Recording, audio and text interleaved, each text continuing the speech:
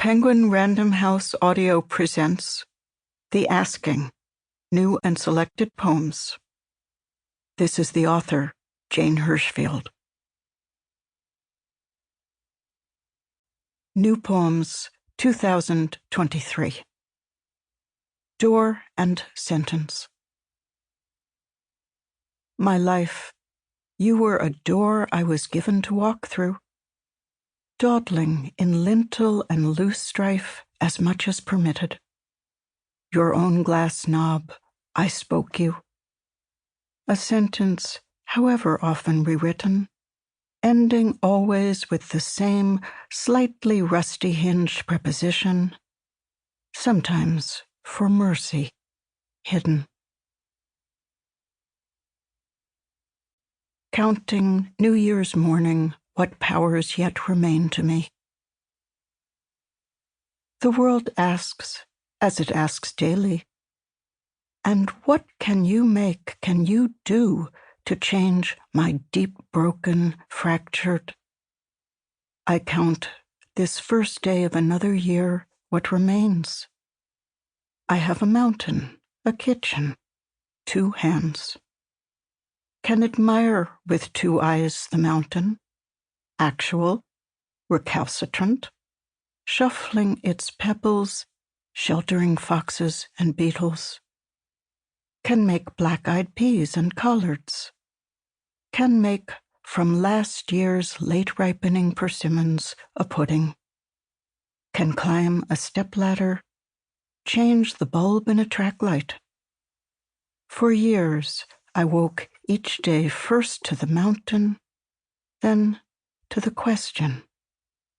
The feet of the new sufferings followed the feet of the old, and still they surprised.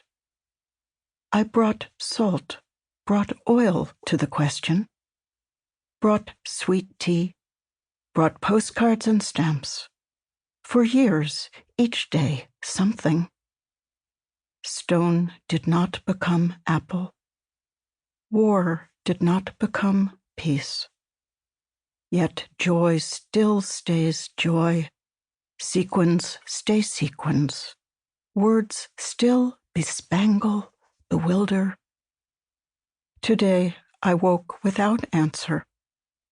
The day answers, unpockets a thought as though from a friend. Don't despair of this falling world. Not yet. Didn't it give you the asking? 10. I studied much and remembered little. But the world is generous. It kept offering figs and cheeses. Never mind that soon I'll have to give it all back. The world, the figs. To be a train station of existence is no small matter.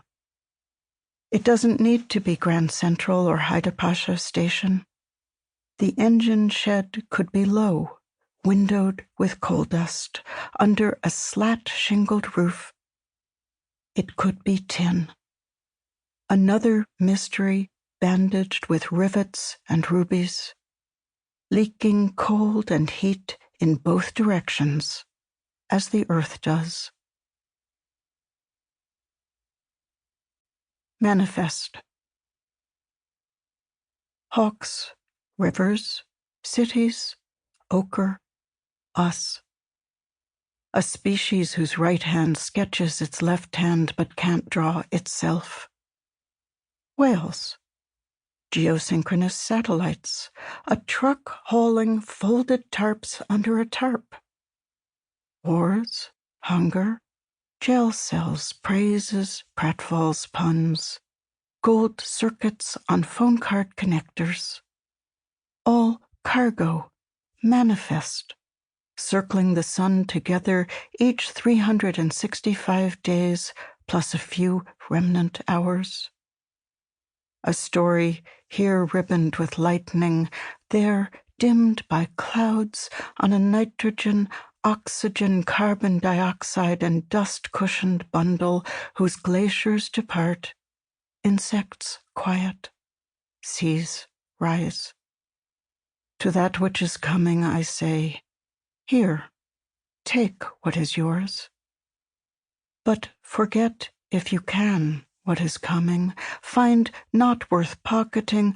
Let fall unnoticed as weed seed one small handful of moments and gestures. Moments mouse-colored, minor. Gestures disturbing no one, slipped between the ones that were counted, the ones in which everything happened. A petroglyph's single fingerprint, a spider awake in an undusted corner.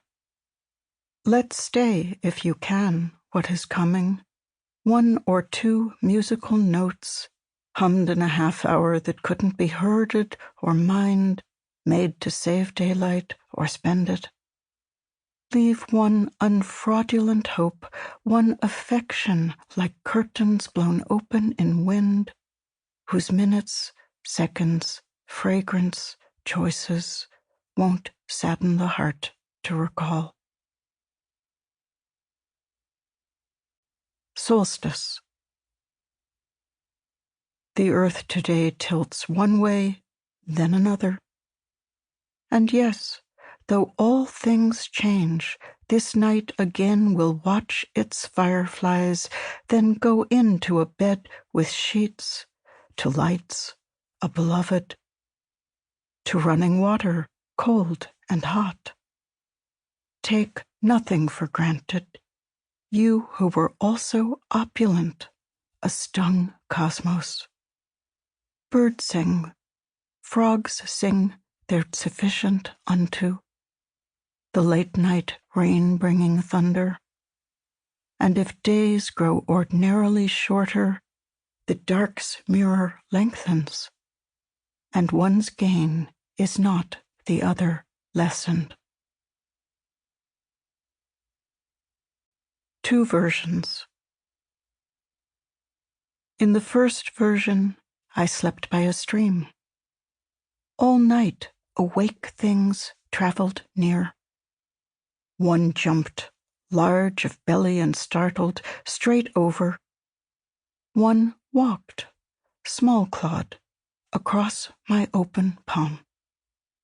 What was my palm doing, I now wonder, outside the sleeping bag, facing the fathoms of air by a common watering hole in a creature-summoning night? Was it curious? Lonely? And why, when I conjure a lifetime of ignorance, miscalculation, misjudgments, do I think, of all possible choices, of this? In the second version, there is only their thirst, of which I knew nothing, except to have been in the way of. All night, so many thirsty, in strong darkness. 40 years, and I am still begging pardon. Today, when I could do nothing. Today, when I could do nothing, I saved an ant. It must have come in with the morning paper, still being delivered to those who shelter in place. A morning paper is still an essential service. I am not an essential service. I have coffee and books, time, a garden, silence enough to fill cisterns. It must have first walked the morning paper as if loosened ink taking the shape of an ant. Then across the laptop computer, warm, then onto the back of a cushion. Small black ant, alone, crossing a navy cushion, moving steadily because that is what it could do. Set outside in the sun, it could not have found again its nest. What then did I save? It did not look as if it was frightened, even while walking my hand which moved it through swiftness and air. Ant, alone, without companions, whose ant heart I could not fathom. How is your life? Sample complete. Ready to continue?